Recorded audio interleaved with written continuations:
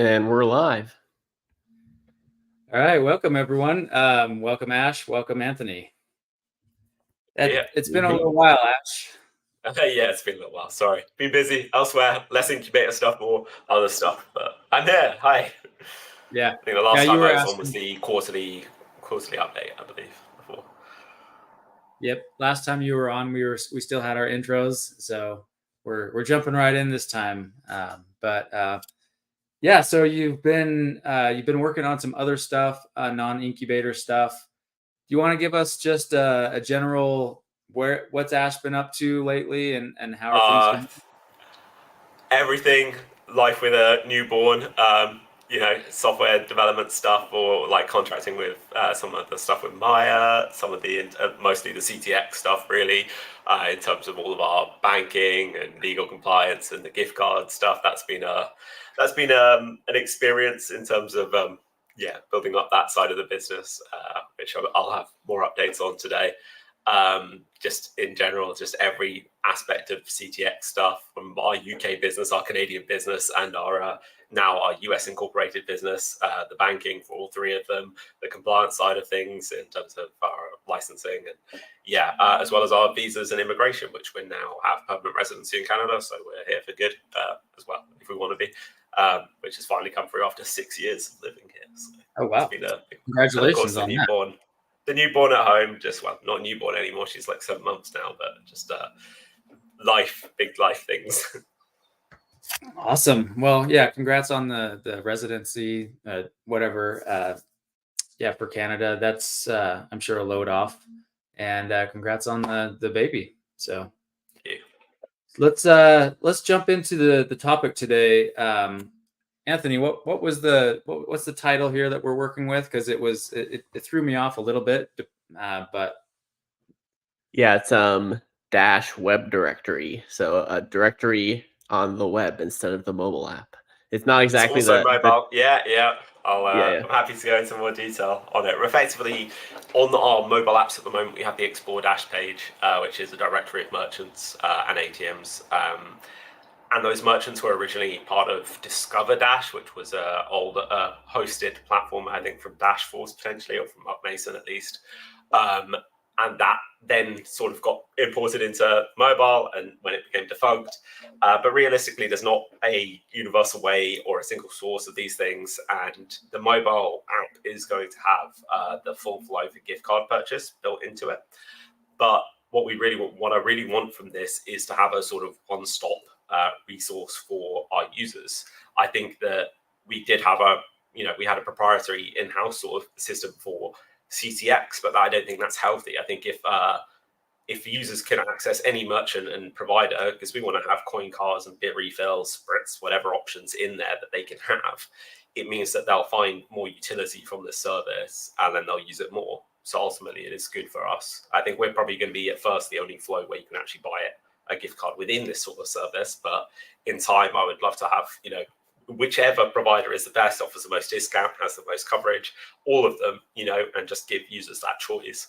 And it's the same with the ATMs and the merchants. We need a way for people we had a recent case where someone had an issue with a merchant and that directory is not really well looked after because it's manually maintained by DCG. And this is one of the few examples where there's actually a really good use case for the platform here in terms of a decentralized repository of up-to-date merchant data, along with comments, along with the actual management of those merchants that can be then used on multiple front ends at different sites and different places, but is truly accurate because there is a single source of truth on platform. And that is one of the best use cases for platform, that there will be a single source of truth and a historical record of those changes, as well as verification of the sort of identity of the business, maintaining those records, really. So there you go. Yeah, we dove into quite a bit of detail there already, but can you give us just a high level for somebody like Anthony who may have no familiarity with your involvement in Dash? And I know you've got like Dash Retail, you've got Discover Dash, Dash Spend, CTX. Give us a broad overview of what you're working on and so the current focus right now is to offer gift cards for large retailers and online sort of merchants in return for Dash that can be instantly bought and used and redeemed at the same time in store. So let's say you were in Best Buy and your order total comes up to $1,000. You would then enter $1,000 onto our app, and we might give you, a 1%, 2% discount on that. You'll then make that payment in Dash and instantly get a gift card for the full amount, which you then show to the clerk, and then you're able to complete your purchase by using Dash. And it's a way to give Dash that sort of interim utility until merchants are more direct accepting of that Dash. So, and that's the other side of the business, is that we have that point of sale sort of system for merchants, and they're kind of tied together quite nicely in that we already had the payment side in place. And this allows that kind of in between. So right now we have over 100 merchants. It will be soon going up to over 200 merchants, which represents over 150,000 locations across the US. So it's got your your Chipotle, your Chili's, your Apple, your all these different stores, your Starbucks, like your Subway, like Sephora, or any of these stores that you might go to that are more multi chains basically. You'll be able to go there and spend Dash and then complete your purchase. So it just adds that utility. For nearly all of our merchants, we'll be having a discount as well. I do have a list of our initial coverage, which I'll share with you guys shortly. So the goal of this directory is to allow people to find those merchants, to find those locations that they can spend at. And it's not just with us. We want to bring in the Bit Refill coverage in there, which is another provider, effectively a competitor to us. But I think because this is a Dash Incubator project ultimately, and I think this is good for us too, the more people are using this, the more people will end up using us anyway. The more utility we add to this service, the better, because we want people actually using this to live off Dash, which is the goal. And we can then use this as a really good case to win merchants over to a full actual Dash solution that is, end-to-end, them accepting Dash rather than a proxy sort of acceptance through their existing gift card system. So yeah, this just works as a nice stepping stone into that, and a really good case point to prove that value and that the customer base is there. Now, you mentioned Dash platform and how that might be the single source of truth. So that's a bit of a surprise to me, considering that. How would that work? So there's two different parts here. Sorry, there's a lot. I would say that the Dash platform thing for now will be focused more on the merchants which are directly accepting Dash, which there are. Obviously, New Hampshire would be the hotspot for that sort of thing, but there are online merchants and that side of things, as well as user comments and interactions. But I would say the focus for the Dash platform side of it wouldn't be the existing offering by ourselves and Bit Refill. It would be the direct accepting merchants who would be managing their listings, sort of like a Google My Business kind of equivalent. But then that data would then be in the Dash core mobile wallet. It would be on this web app and this standalone mobile app that we're building. And it would all come from that and then be easy to maintain in one place and go out to whichever applications wanted to use that data, or any party that wanted to use that. But the actual purchase flow would not be going through Dash. I imagine in the future it would be good to have some sort of point of sale system where the invoices are hosted on platform, but I think that's a way off ultimately, until the point where platform can't really handle payments. It doesn't have a trigger so much for payments yet, but there's an idea in the future around having invoices and payments against those invoices powered by platform. But I think that's still a significant way off, really. But I would say this, in terms of the actual directory side, in terms of maintaining the merchant data, user comments on merchants, ratings, that side of things, all on platform easily enough in its current state. Okay. Well, do we want to move into your screen share so that we can see Let's present some stuff. I'll start off with just talking about the platform side of thing. The directory as opposed to the. And then, if you could also pull up the, I don't know if you have the Incubator project up as well, but if you could pull that up at some point, because I did want to kind of distinguish between this new Incubator bounty project and what you've worked on in the past. I believe the distinction is that it's a web interface, like a web API, rather than, well, you can tell us, I guess, what that distinction is from that new project. Yeah, sure, absolutely. Okay, is my screen view visible at the moment? Yes. Yes. Excellent. Okay, so this is just a basic UX for the sort of web flow for the actual just merchant sort of directory side of things. Just to give a a basic example to the developer that was working on this, so they can get started. Nothing holding back. Obviously, you can see the kind of merchant coverage that we're going for at the start. And it's going to be a really simple site allowing you to just search for a merchant, and then either if they're a direct accepting merchant, you'll be able to see more information about them, or if they're a gift card merchant powered by us, then you'll be able to make the purchase flow for the gift card directly within that site. And if they're a gift card merchant powered by Bitrefill, it'll link you offsite towards like Bitrefill. Same with the ATM map. The mobile is a bit more involved in terms of design-wise. There's going to be quite a lot more to come on the web side of things as well. It's just a matter of fleshing this out over time. Some of this work is already done in terms of map clustering and unique map pins and turning our data into GeoJSON, a standardized format for location data.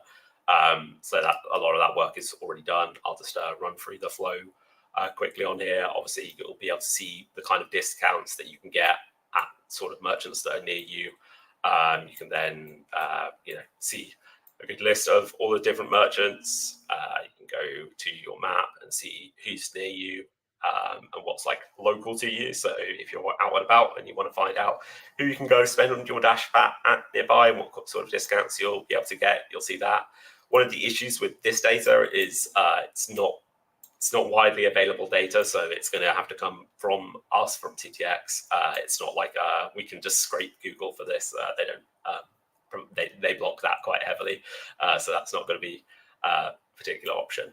And then you'll be able to make a purchase within here, or go off site to Bitrefill or wherever, whomever the providers are for that specific merchant. Then in terms of our actual coverage for us directly for Dash Spend, which is powered by CTX, I'll just run through the list. And this is the discount you'll get as paying with Dash. So there's a lot of names that you guys would recognize pretty quickly off the back of this, and varying discounts on those. Mainly, any major store, most major stores we've got. There's some that we don't have, which require direct approval or are directly not interested in accepting crypto. But otherwise, all of these will definitely be at launch. But yeah, there are some where we still have to work and negotiate and on board with them to get that extra coverage.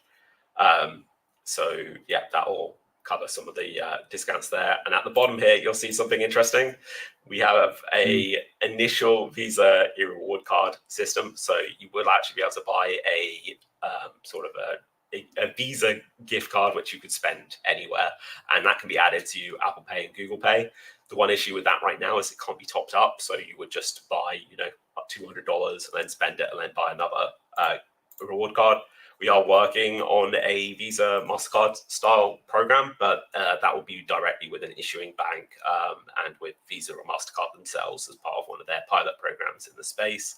And that'll be that's a more involved project. But for now, this will allow anyone to spend nearly anywhere using Dash, and they'll receive a little discount on that initial purchase, and they can add it to Google Pay and Apple Pay. So pretty good coverage. Yeah. So there's different percentages for all of them. What is the thing that defines the specific percent for each? It comes from the merchant. It comes from the merchant. So our profit margin is between the merchant's discount on their gift card and the discount that we provide to the customers. So we take a few percent on each purchase, and that's where our revenue comes in. And then what we can offer back to the customers, that's what we offer back. So it's determined by the merchant. For some merchants, they'll be able to offer higher because their margins allow them to do so. And then for merchants like Amazon, they don't need to offer any discount on their gift card. So they don't unless we became a massive wholesale buyer. So over time, we might be able to negotiate higher discounts and then offer that downwards. But yeah, it really just depends on merchant to merchant how they discount their gift card program. So are you, and by you I mean CTX, working directly with merchants themselves, or is there a provider? It's via partners. It's via sort of aggregated partners. So there is a communication with some of these merchants that goes via the partner, or even directly in some cases, because they want to know who we are before they work with us, before they sign off on us being part of their program. And yeah, it's just a mix of providers. There are aggregators, I guess you could call them, sort of thing, and they work. Some of them power the existing programs that the merchants use. So they're actually powering the gift card systems in their point of sales, in which case they're a processor. And some of them are just kind of they're just selling those gift cards as a reseller effectively. And then we become a reseller ourselves underneath them, and there's just a tiers of systems here. Basically, there's a lot of the reason this has taken longer than I would have liked is that there are a lot of third parties involved, and there are a lot of players in this, and things are moving and changing. There are regulatory concerns. There's a reason that Dash Direct left the space, and there has been a change in appetite, and managing that is obviously quite complex. Managing lots of third parties, all with different APIs, and yeah, it's been a road. Yeah. Okay. Can you tell us the difference between this and now even the name of our former product that everybody was using is escaping me, but the one that Marshall was working on? So Dash Direct. Dash Direct. Yeah, What's it's very the difference similar between this and Dash Direct? Yeah, I mean it's very similar. So it's a a relaunch of a very similar service. For us, this is our core focus. For Marshall, it was a smaller part of a bigger business that you can risk a threat to via being exposed to crypto regulation, being a US based entity. We're based in Canada, and we have different sort of rules and focuses.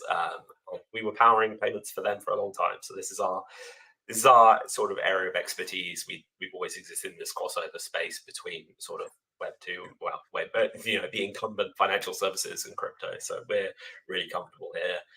It is effectively a very similar service. We're focused on launching more coverage, getting that visa. We want to expand to Canada and Europe towards the end of the year. Well, hopefully by the end of the year would be our goal. Canada's relatively soon. Europe would be right towards the end of the year. We do have partners that offer coverage there, but it's more the ancillary stuff around those partnerships and how that works, and the regulatory sort of side there. But and also, walking before we run, we have to maintain cash flow for all of this services, and there's turnaround times between that. So we don't want to run out of funds to be able to buy cards. So it's just walking before we run effectively. So just giving this time to bed in, learn anything, break things, and then iterate and expand ultimately. So very similar is the answer to the question.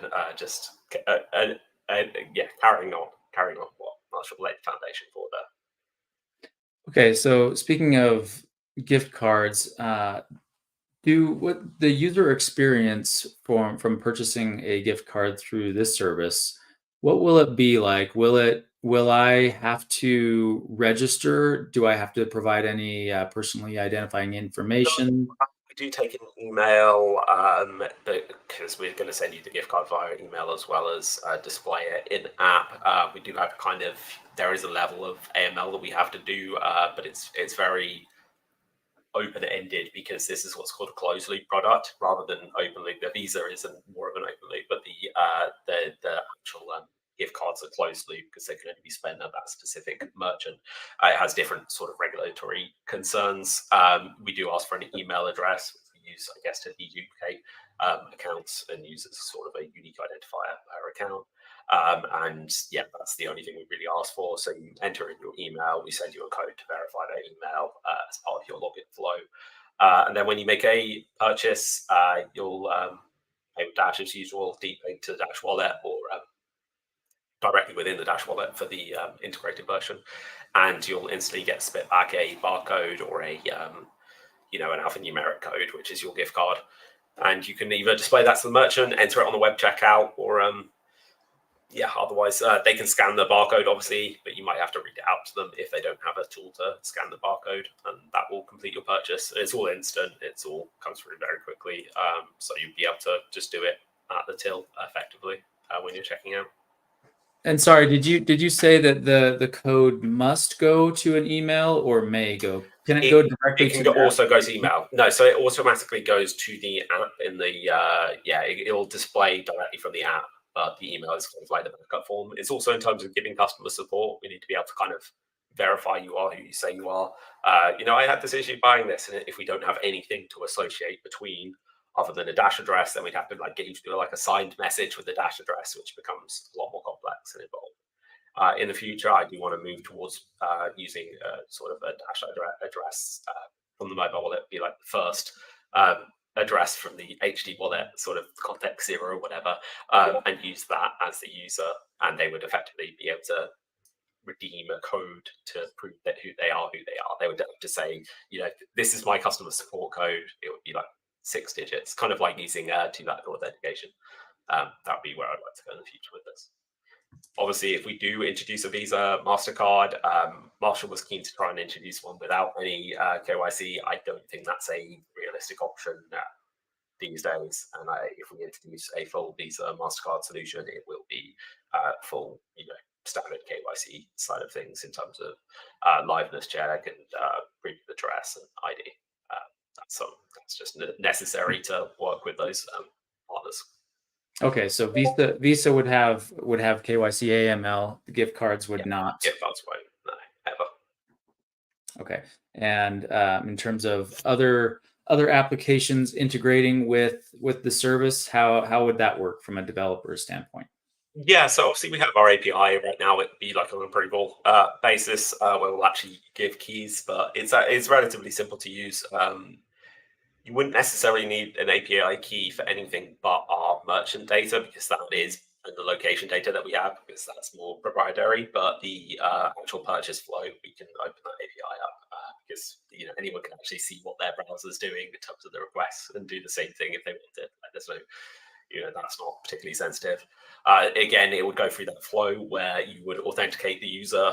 So you would provide us with an email. We'll ping back a code to that user. You'll then provide that code, and that would then return with a bearer token, which is for that user's use and has an expiry and renewal. And then you would use all future requests. You would just use the bearer token acting on behalf of the user. Okay, but in terms of like the Dash wallet, users in the Dash wallet don't have an email. So how does that work? You just enter an email as part of the flow, and it will ping off a code. So you enter an email and then go to the next step, and it'll ask you for the one-time authentication code that's being sent to your email, and then from there on, it will remember you. Okay. Now, are you working with Dash Core Group to get this integrated already? And do they have? It's already ready. It's largely ready to go. Our last stage sort of testing. They built the system for Marshall a long time ago. Alex worked, my co-founder Alex worked on actually getting it working with our API, which has some minor changes from Marshall's. But yeah, everything is pretty much ready to go there.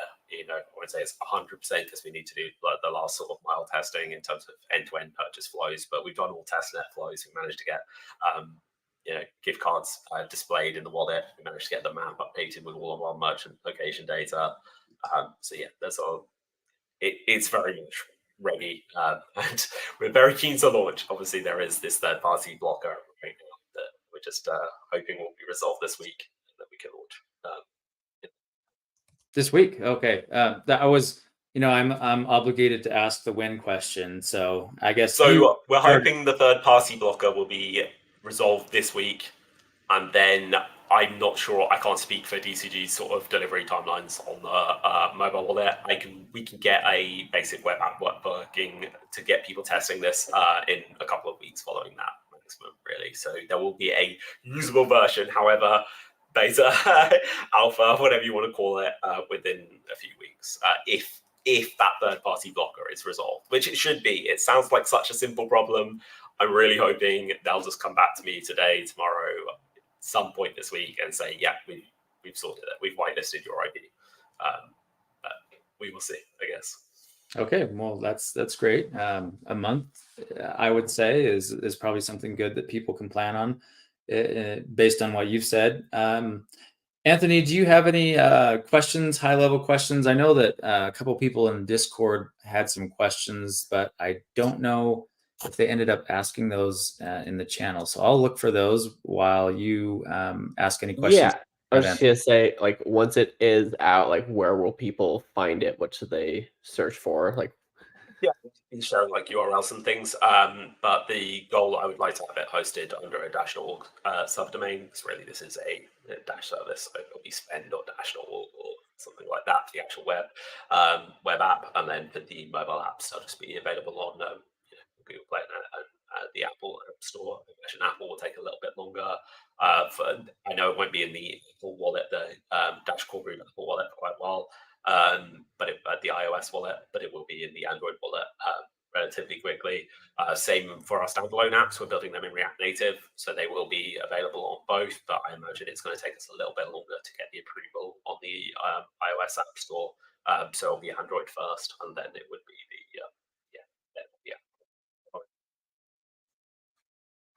All right. Well, I think that's a pretty good update on all that. Did you have anything else? It's been a while since we chatted. Just anything else that you Yeah, wanted to comment on? nothing We've got some major. No, time. I think obviously we're really keen to have testers on this. So when we do launch it, I do expect. I hope people will hammer it and break things and give us feedback, and we can make those improvements. We have tested it a lot, but we're going to get all the family and friends and people to test it that we can. But the more people throwing stuff at it, the better. Obviously, Right we now, kind of it's know what. US only, right? It will be US only initially, then a relatively quick expansion to Canada, and then a longer term expansion to Europe. Hopefully, towards the end of the year, we'll be covering Europe.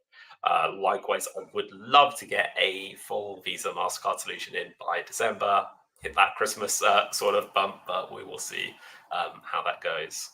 With regards to this directory, obviously, first, we're just doing the CTX stuff and the existing merchant database, which came from Discover Dash and is now in the mobile wallet, and ATMs. So we'll be doing ATMs that we're going to be scraping from third parties, calling ATM Radar, that sort of thing.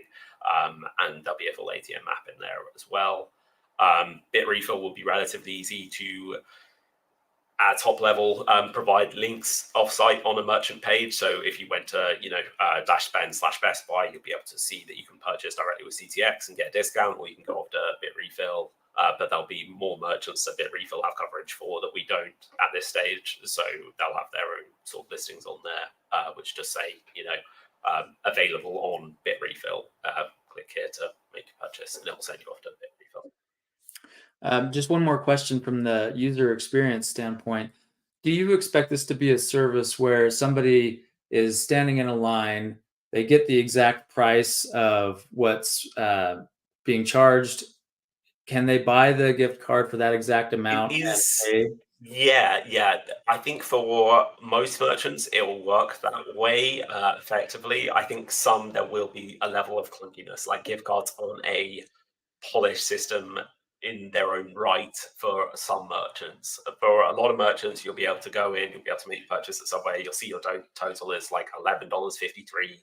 You'll enter that in, you might only pay $10.20 or whatever it is with our discount. It won't be that much, it'll be still more than that, but you know what I mean. And then you'll get a barcode. You'll show the merchant, they'll just scan the barcode, and that'll be the purchase complete. So, and it will be instant in terms of near instant, let's say, in terms of procuring a gift card. Obviously, you'd have to have the internet available, mobile data, to make that purchase and get that gift card. But yeah, effectively instant. Okay. All right. Well, I think with that, we'll wrap it up. Unless anybody else has any other questions or comments. Anthony, you good? just one thing I was kind of curious. I saw that a lot of the places you could get gift cards for are places you would have like a monthly or like yearly subscription to, like Uber Eats or something like Yeah. that. Is that something that would be a possibility also? Yeah, so you can top up your accounts ultimately with these things. With any of the Amazon side of things, you can just load up your account. You don't have to do it directly as part of a purchase flow. With Netflix, obviously Uber, people are going to be using it for Uber Eats as well as ride sharing, and they can top up their accounts, use that to buy Uber One. So yeah, anything like that. I think Hulu is on there as well. There are a lot of options where it's kind of a non-standard purchase. You might think, hey, I can't use a gift card for this, but you can. The other thing that we'll be looking at doing soon is the whole phone top-up side of things, which is a different sort of space within the same sort of world. So yeah, that's the other thing. But yeah, a lot of those merchants will allow you the ability to just sort of top up your account and then it will deduct from that account. Okay. Cool. It seems like this is huge for connecting us to the wider commerce world. It's just a lot of utility. I don't say some people, would think, oh yeah, that you can use Dash at all these stores, and that's great, you can, but the merchant isn't directly accepting them. They're accepting it via their gift card program, and I think this is a really important in-between step. But the long-term goal is to make this kind of redundant because merchants are directly accepting crypto, which is a funny position to be in, that your goal is to be redundant. But thankfully, we have the other side of the business, which is that direct acceptance. So there is a nice sort of segue into from one to the other. But yeah, I think the utility and the ability to live on Dash, like Joel, and to actually use your Masternode earnings or your yield from your interest or from your bond on Maya network, and spend that to pay for your day-to-day goods rather than going through this cash outflow is great too. And people that work for the Incubator can use this to spend on their purchasing without having to go through that longer term sort of cash outflow, and can actually feel more utility from the Dash that they're holding. Yeah, well, that's what I'm always looking for is, when we pay people Dash in the Incubator, and it's always easier to attract developers, especially new people, if you have that go-to solution where you can say, after you do X and Y task and you get paid this Dash, you can then directly use it as easy as 3 clicks, and now you have a gift card at a store that you typically shop at. So that does help. I know a lot of people are looking forward to this. A lot of people were very excited about the Dash Direct, and were very bummed when it got. It had a lot of use. It was a very quickly successful product. Like, we powered the payments for it for quite a while. We know the volumes that they were doing. It was really popular, and it was a knock to the ecosystem to lost that. So we're, it's taken us longer than we'd like, but we're glad to be launching this very soon. And I think it's also good for developers as well. This is a way to offer nicer sort of onboarding to users in a way where they can say, oh, I can just redeem this as a $100 Amazon gift card instead of worrying about the Dash side of things initially, and then just lots of extra utility in the network. Yeah, we're excited for. Yep. All right. Well, we're looking forward to that. We won't bug you for at least a month or so, and I'll keep you updated. I will. And all the public channels. Now, Anthony, we are continuing with our streams this week, I believe. I think we have at least one scheduled for Thursday to do the Dash platform testing. So that will probably be the next time that you see us on the Incubator. And other than that, we'll see you next week. Alrighty. Bye, everyone.